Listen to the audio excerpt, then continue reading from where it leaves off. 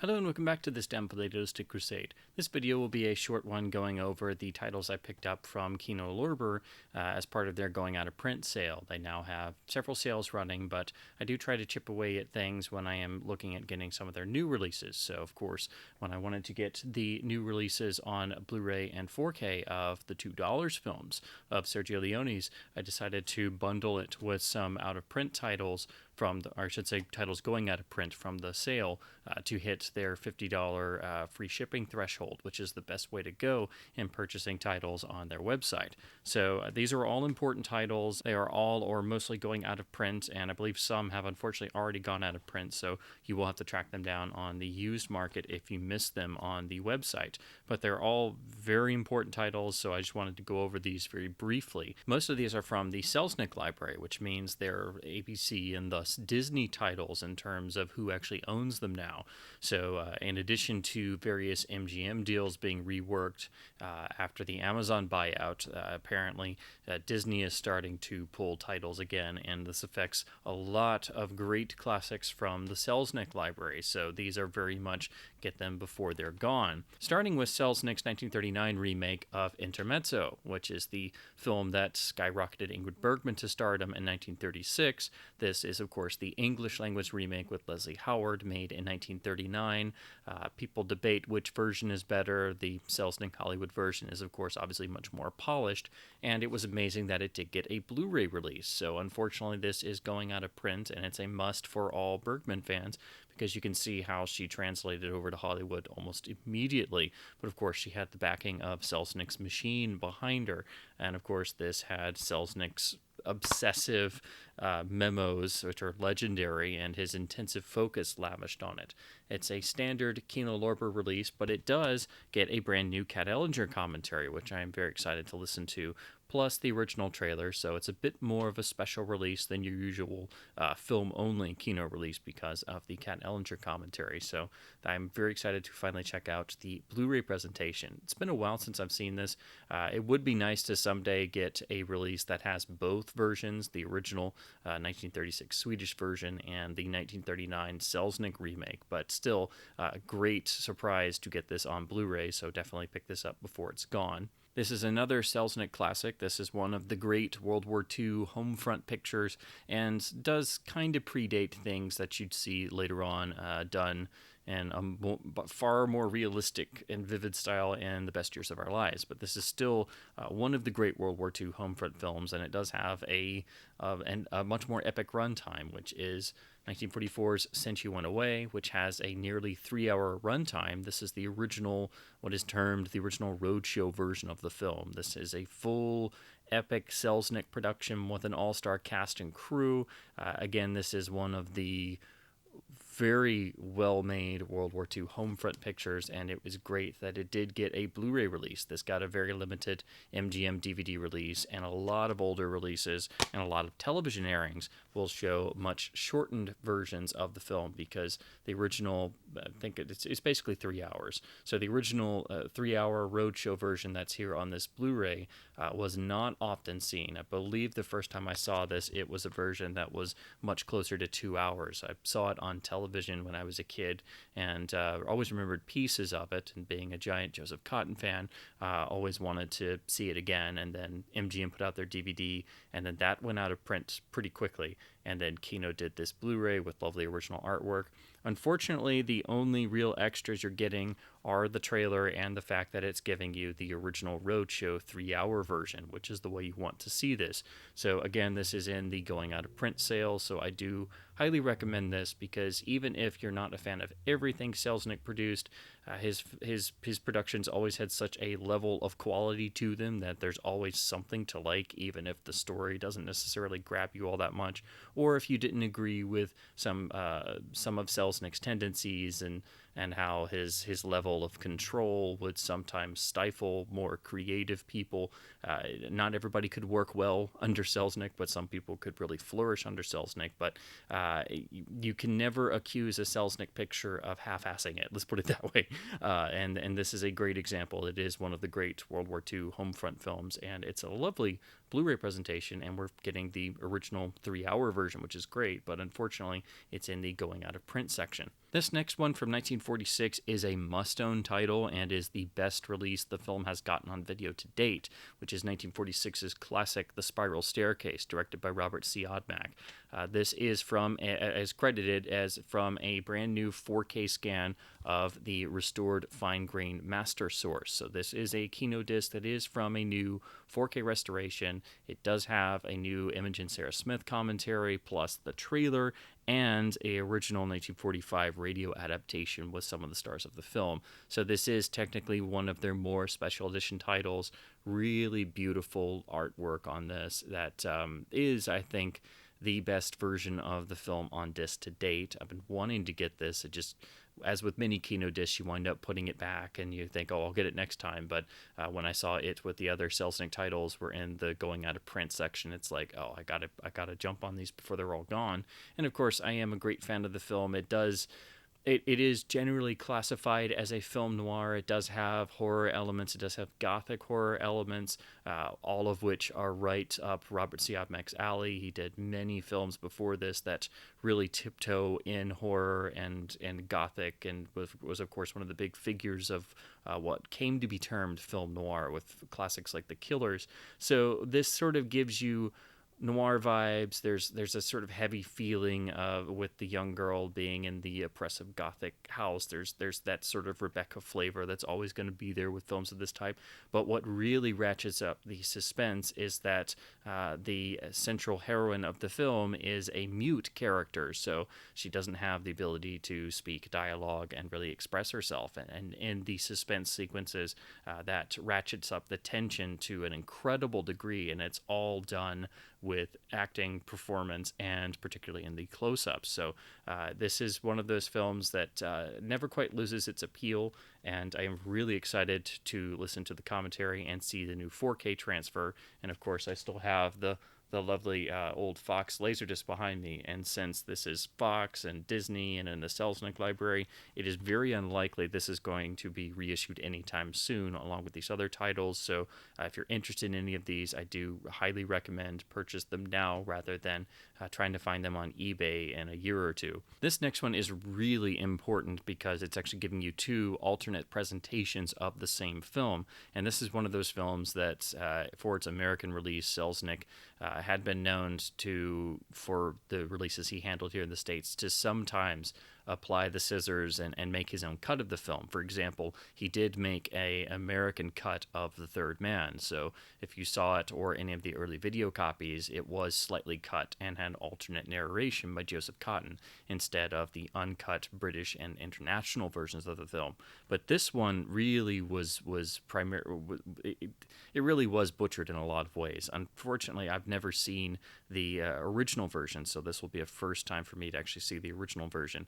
But I had to pick up 1953's Indiscretion of an American Wife with Jennifer Jones and the incredible Monty Clift, directed by Vittorio De Sica, the legendary De Sica. His version is included on here, but unfortunately Selznick decided to basically heavily tone down the story, which was quite censorable, and at the time in the 1950s, I'm amazed this was even greenlit as an American film, if I'm honest. So the US version, the Selznick version, runs 72 minutes and has been restored, and that's on this release. But you get the original version of the film that is essentially De Sica's director's cut, and the original, the way the film was meant to be seen, entitled Terminal Station, which is presented as an extra. Unfortunately, it is from a severely compromised source and has not been beautifully restored like the primary version, so you will have to deal with some pretty poor quality from all the indicators that I've read online. But I've always wanted to see this. It's one of those films I've never gotten around to, and the actual original version has long been unavailable, so even getting it on disc is a real treasure. But you will have to keep in mind that the quality is far inferior to the Selznick cut. And essentially what happened is they did preview the film, and it tested very badly, and Selznick kind of, along with others, kind of went a little overboard in trimming it down. So even though it's it's not a film where they technically cut a gigantic portion of the runtime, because it is about 20 minutes or so that was removed, but it greatly alters the tone and the impact, and the actual story suffers terribly.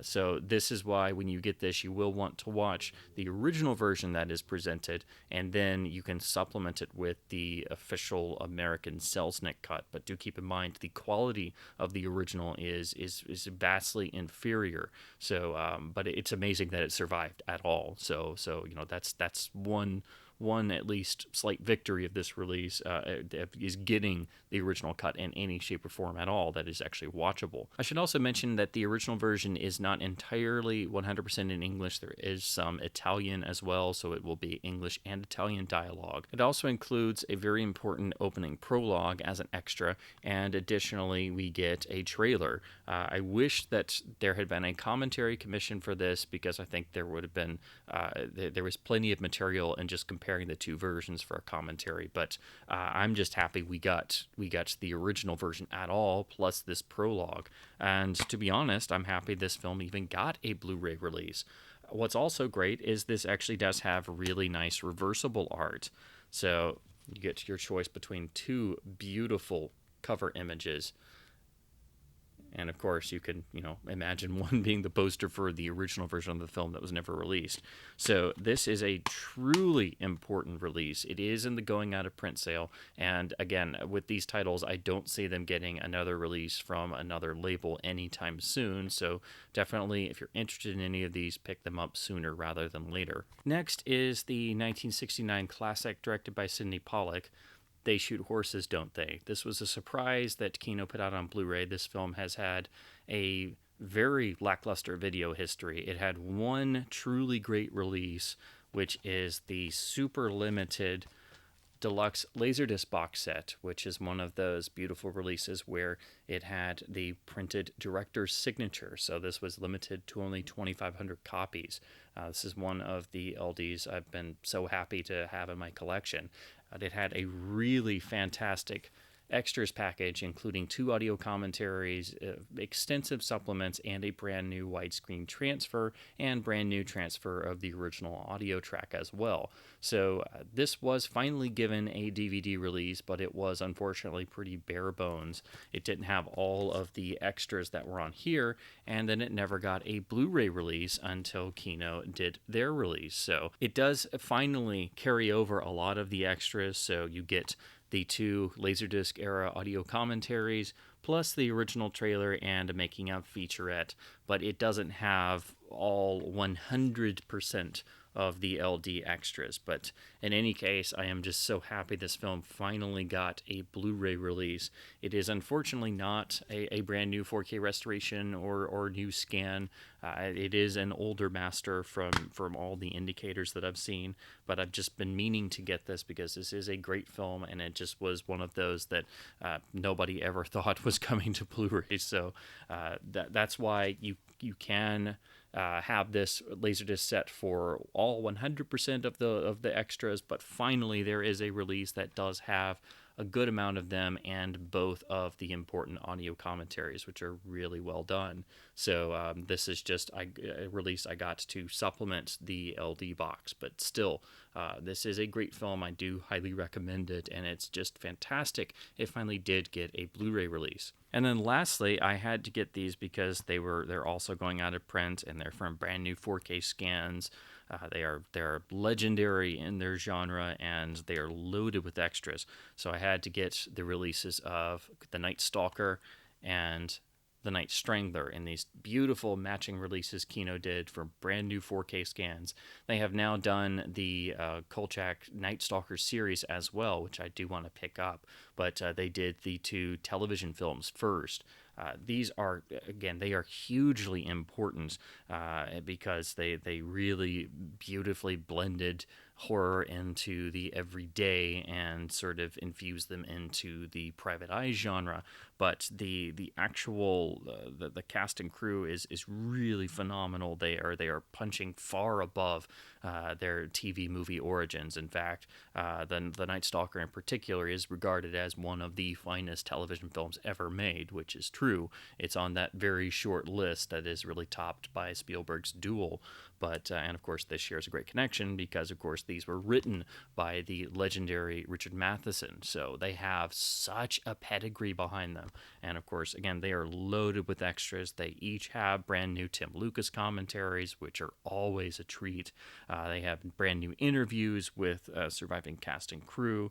They have some vintage interviews and featurettes. And of course, this beautiful brand new art that matches perfectly. I'm trying to get the glare off there. So these are really wonderful.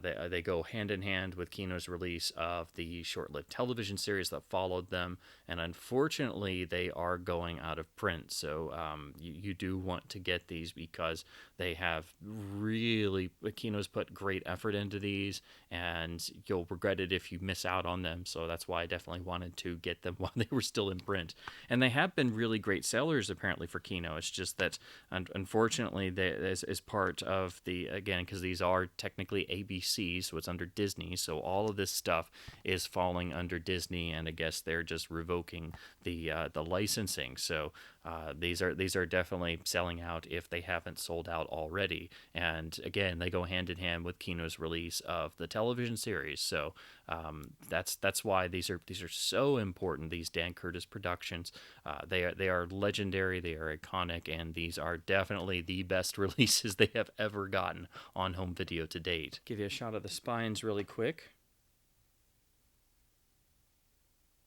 So that's what I picked up recently from Kino Lorber. Again, these are all in their out of print section, and they are all important titles. They all deserve your time, and they're all at least solid upgrades, if not exemplary upgrades, particularly on the Kolchak films and the Spiral Staircase as being from 4K scans. But it's a shame that these are going out of print, and again, it's all due to a Disney licensing deal. So these are definitely titles that are probably not going to be appearing anytime soon in terms of later releases or other labels. So I do highly recommend checking them out and picking them up from Kino if you're interested sooner rather than later. And Kino has just started their big summer sale as well, in addition to adding even more titles to their going out of print sale, which is an ongoing thing where they just keep updating, and as things sell out, they disappear. So it is a good idea to keep an eye on that, and every once in a while chip away at a few titles, because once they're gone, they're gone. And since Kino does a lot of titles that are more obscure and don't have a lot of releases, or probably aren't going to be released again, this is pretty much going to be your one shot at a lot of titles, because they have the most vast percentage of releases in compared to other labels. So it is important to keep up with their site sales. That is the best way to make your dollar go as far as you can, because their sales are quite extensive. So I definitely will be making probably at least one or two more orders before their big summer sale ends. It's over 800 titles, and then they've added more to their